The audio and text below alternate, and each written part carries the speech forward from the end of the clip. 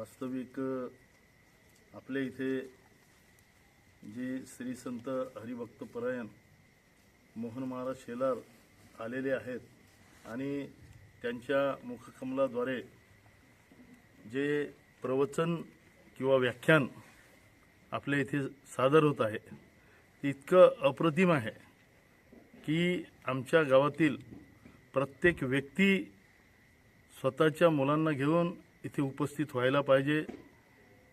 हे अत्यंत खरी असलं तरी काही लोक येत नाही, ते निश्चितपणे यायला लागतील हे आजच्या गर्दीवरून वाटलेलं आहे।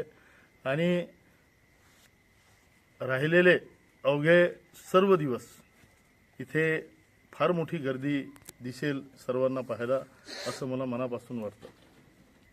आमच्या गावात बरेच वर्षापासून रामकथा भगवद्गीता चालते, परंतु जवळपास पहिल्यांदा हा उपक्रम म्हणण्यापेक्षा ही संधी आमच्या गावाला मिळालेली आहे आणि प्रत्येक वर्षी कार्यक्रमामध्ये आम्ही वेगवेगळा अनुभवतो, परंतु यावेळेस जो रोमांच कथा ऐकताना आपल्या शरीरात संचारतो, आम्हाला असं वाटतं की साक्षात आम्ही तुम्ही जसं म्हणता की त्या काळात तुम्हाला घेऊन जातो, आम्हाला तोच अनुभव येऊन राहिला की आम्ही साक्षात शिवाजी महाराजांना आपल्या नजरेसमोर पाहत आहोत। आणि खरंच ही संधी एवढ्या मोलाची आहे।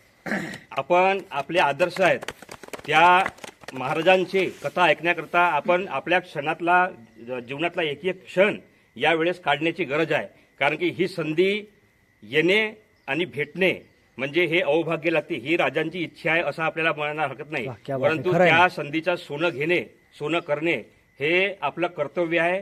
आणि या कर्तव्यातून महाराजांना प्रतिसाद देणे, त्यांच्या कार्याचे प्रोत्साहन पुन्हा वाढवणे हे आमच्या अकोटवासियांचे धर्म आहे, कर्तव्य आहे। या स्थळी मला असं वाटते की महाराजांचे जे बलिदान या देशाला मिळालं, या समाजाला मिळालं, त्याची परतफेड आपण कमीत कमी या मंडपामध्ये येऊन बसून त्यांची कथा तरी ऐकून करावी, त्याचं श्रवण करावं आणि कमीत कमी त्यांनी जे आपल्यासाठी केलं त्याच्याबद्दल आम्ही काहीतरी तुमची कथा आत्मसात करत आहोत एवढं जरी आपण या ठिकाणी प्रगट केलं तरी मला वाटते की आम्ही आपल्या कोणत्या तरी कार्यातून थोडं तरी मुक्त होऊ असं म्हणायला हरकत नाही। म्हणून ही संधी सोडू नये, गावकऱ्यांनी सोडू नये, सर्वांनी इथं येऊन ती कथा आत्मसात करावी।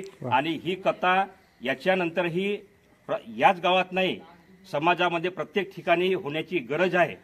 खरं तर रामकथा, भगवत कथा हे सर्वांना माहीत आहे, परंतु नव्यांना आपण जरी इतिहासात जरी वाचत असलो, अभ्यासात असलो, परंतु या ठिकाणी महाराजांद्वारे जी कथा आपल्यासमोर उकल करण्यात येते ती खरोखरच अप्रतिम आहे, अविलक्षण आहे आणि सुंदर आहे। तरी महाराजांच्या या कथेला सर्वांनी प्रतिसाद द्यावा, गावकऱ्यांनी यावं आणि या संधीचं सोनं करून घ्यावं असं मला वाटते। जय शिवराय। आणि जरा गंमत अशी आहे, रामायण कथा होते, भागवत कथा होते, या कथा होऊ नाहीत असं नाही, हे व्हायलाच हव्यात, परंतु छत्रपती शिवाजीराजांमुळे आज आपल्याला छाती ठोकून आम्ही हिंदू आहोत म्हणण्याचा अधिकारच आपल्याला त्यांनी दिला आहे। आणि त्यामुळेच आम्ही सगळे कलाकार मंडळी एकत्र येऊन छत्रपती शिवाजीराजांचा विचार या ठिकाणी प्रेझेंट करण्याचा प्रयत्न करतो आहोत। बस जेवढा आमच्यासारखा उभा राहणारा महत्त्वाचा आहे तेवढेच तुमच्यासारखे उभा करणारे सुद्धा महत्त्वाचे आहेत। सर, तुम्हाला काय वाटतं कथेबद्दल? जे आता तुम्ही आज दुसरा दिवस आहे, 2 दिवस तुम्ही अनुभवत आहात, तुमचं मनोबल काय? शिवाजी महाराज म्हणलं की जो अंगार जो काठा जो उभा राहतो ते आज आम्ही या कथनांद्वारे पाहत आहोत, अनुभवत आहोत। आणि त्या ब्रिटनच्या राजाने खरं म्हटलं की शिवाजी महाराज जर आमच्या देशामध्ये जर जन्मले असते तर आम्ही त्या संपूर्ण जगाचे अधिपती झालो। आणि खरंच या कथेद्वारे तर या कथेला पूर्णविराम नसावा आणि ते परंपरे आणि दिवसेंदिवस चालत राहावं असं मी आपल्या गावकऱ्यातर्फे विनंती करतो। आणि हा कार्यक्रम चांगल्या प्रकारे अशाच प्रकारे पार पाडावे अशी मी आज्ञा देतो। जय श्रीराम। धन्यवाद।